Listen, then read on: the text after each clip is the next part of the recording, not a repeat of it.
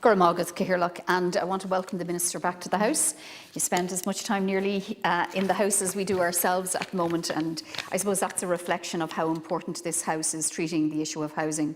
But Minister, I'm glad to welcome you to the House today and Cahirlock to move the motion on behalf of the Fianna Fáil group, which reads that this House, Seanad Éireann, believes that a secure home is a basic human right, that COVID-19 highlights the essential protection a secure home provides, that far too many of our citizens are homeless, that essential middle-income workers are struggling to secure an affordable home.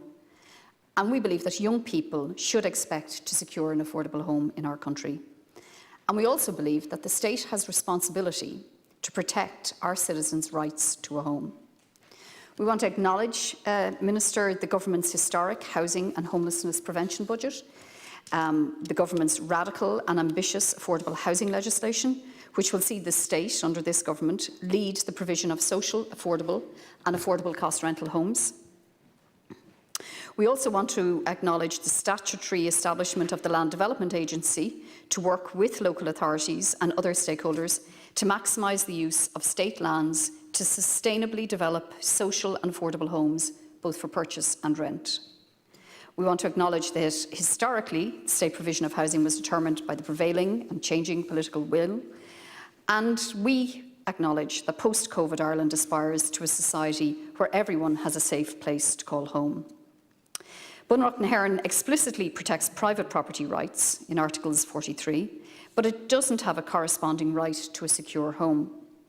And a constitutional right to housing would permanently assert the state's responsibility to ensure access for all our citizens to adequate, safe and affordable housing. A constitutional right to housing would permanently propel the state to sustainable housing policies designed to ensure access for all to secure housing, and a constitutional right to housing would not guarantee everyone a free home. But the programme for government, Our Shared Future, does commit to establishing a commission on housing and to examine the issues around housing, such as tenure, standards and sustainability in the provision of housing, and that the programme for government commits to holding a referendum on housing.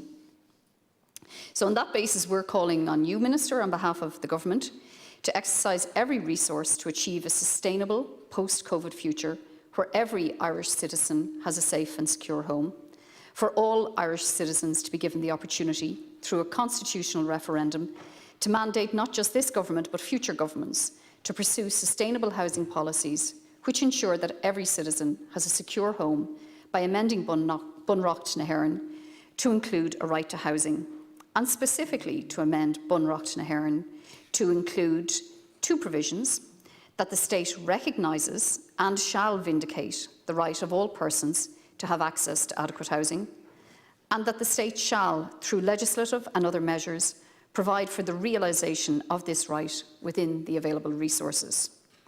And we call on the Minister for Housing, Local Government and Heritage to advise this House on the holding of a referendum to allow the Irish people insert a constitutional protection to secure housing for every citizen in Bunreacht na hÉireann. Cahirlock, I don't think there's any member of this House that doesn't recognise the crisis in housing that is gripping our society and our country. And I believe we all in this House consider it unacceptable that there are more than 6,000 people homeless. And Minister, I certainly know you do. And that there are tens of thousands of working people who cannot afford to own their own home.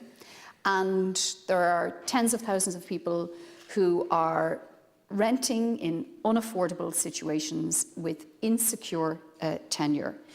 And that there are teachers and nurses and guards and all of the frontline workers that we've all, the bus drivers, the healthcare workers, the shop assistants, who are either locked into unaffordable rents or locked out of owning their own home. And for our children and for our grandchildren and for everyone, it is really important that this government has made housing such a priority, and that this government is doing everything it can to address the housing crisis.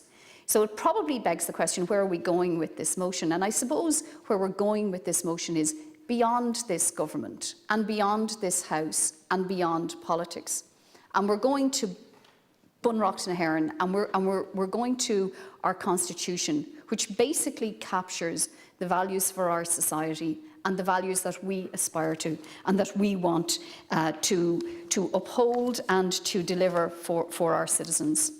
And in terms of this government and in terms of the historic budget, 3.1 billion, 2.2 billion in capital spending, the biggest social housing programme in over a decade, is going to deliver 12,000 homes, social homes, 220 million in homelessness prevention. All of that is really worthwhile and is absolutely essential to, in the short term, addressing the housing crisis. The Affordable Housing Bill, which we have been debating in this House today and over previous days, that will establish a lead for the local authorities, for the state, in the provision of affordable homes, both to purchase and rent. The affordable cost rental, a model that exists in Vienna in Austria, that was born there after the war, when it, as a society, wanted to ensure that everyone had an affordable home. It is really important, and that is why we are actively championing that affordable cost rental model in Ireland. And we absolutely support you, Minister, and the government's efforts to bring that forward in the Affordable Housing Bill, and the fact that you will not only have the state take the lead in the provision of affordable homes, both to purchase and rent, and social homes for those who can't afford to purchase, and protections for those who are homeless. But you will also use and seek to use any private homes that are being delivered through Part 5, and a doubling of the social and affordable element in every private development, and going further still by providing financial support to people who want to buy their own home, who are paying more in rent than they would in a mortgage, and doing that through the shared equity scheme. The establishment of the Land Development Agency to strategically manage public lands, state-owned lands, lands owned by the Department of Health or the Department of Defence or other state authorities, and use those lands to deliver affordable homes. That is game-changing, and that is going to deliver for generations to come. It will allow the state use those state lands for maximum public benefit. And Minister, I know you and all of the department are working on a new Housing for All programme, which in July will deliver even further in terms of multi-annual targets and multi-annual budgets. And really, I suppose, once we pass the legislation, it'll make sense then to add more funding and significantly more capital funding. And I note the ESRI's report. I think it is welcome. I think it is timely, their report, which is encouraging the government, based on both the need but also based on the financial environment, to increase further the capital budget over the coming decade. And I believe this government will do that. But we are in a crisis, and this crisis didn't happen overnight. And I think that's why we come back to the fundamental question here of how do we compel the state on a permanent basis to ensure that the state takes the lead and the state delivers in terms of ensuring every citizen has a right to a home and every citizen has access to a secure and affordable home.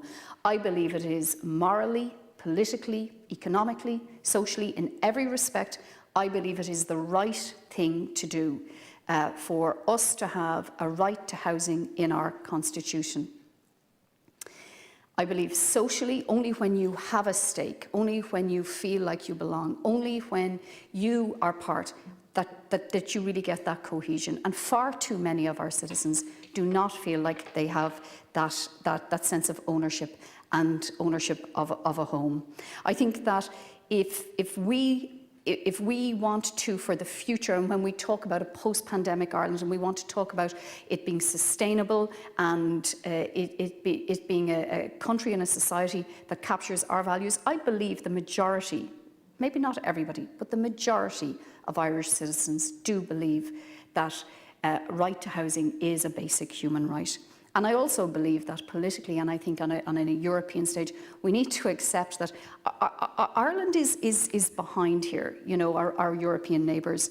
Constitutionally, Finland, Belgium, the Netherlands, Sweden and other countries have already got constitutional protection to the right to a home. Germany, France, Austria and Luxembourg have all legislated for it. The International Covenant on Economic, Social and Cultural Rights calls it out. The European Social Charter commits to it.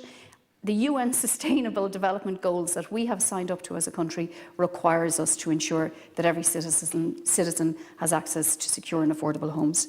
So I think when it all boils down, and I appreciate the time is moving and I have to share some with my colleague Fiona O'Loughlin, the fundamental question that we have today to ask ourselves is, do we believe that access to a home is a basic human right?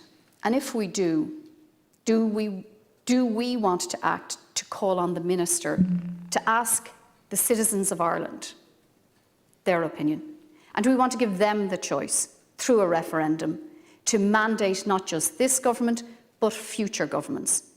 I don't think it is a decision just for politicians. I think this is a decision for the citizens of our country.